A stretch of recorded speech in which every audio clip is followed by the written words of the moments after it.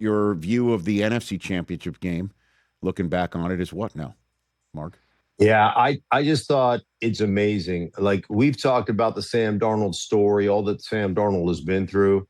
But if you would have said, here's your bingo card, and one of the squares was Sam Darnold would outduel Matthew Stafford, I'd been like, you're crazy. Like, you're just absolutely crazy.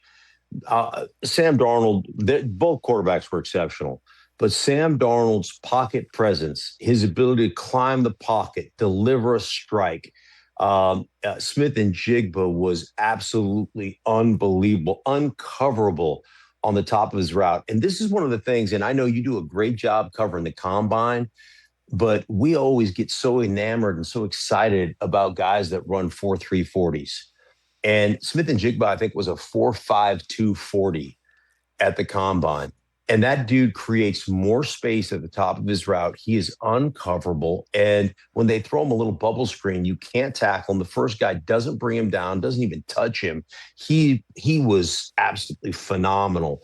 And I tell you, you got to tip your cap to the Seahawks, general manager John Schneider, what they're doing offensively under Clint Kubiak. They just were exceptional in that game. But Sam was unbelievable. Hit 2 deep shots, one to Shaheed down the sideline, and then another one that was a post corner deep one to Smith-Njigba that was just a dime piece as well. So got to tip your cap to the Seattle Seahawks, what they did. And Sam Darnold, this story, to me, it's a remarkable story, basically tossed to the curb by 3 different franchises to find his home in Seattle. It's just a great run. You could make a case the best throw, if not most important throw, was the 3rd down throw to Cooper Kupp to get that first down that really put the Rams behind an 8 ball with the amount of time remaining and their timeouts remaining.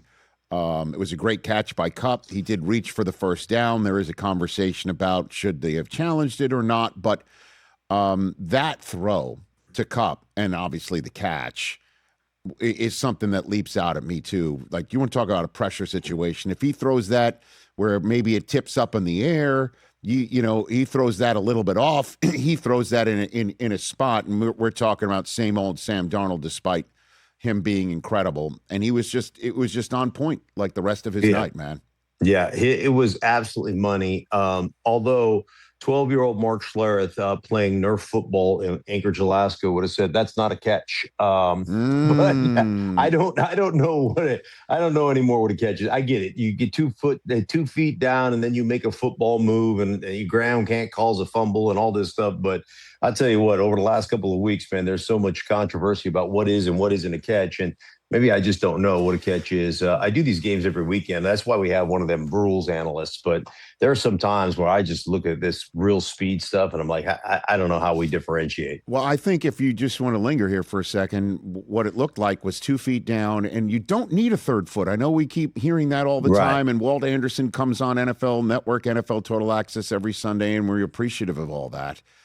He constantly talks about the 3rd foot, but there is something called a football act, and I kind of think him being brought down to the ground and reaching for the first down before he was down was, in the estimation, real-time call of the official, a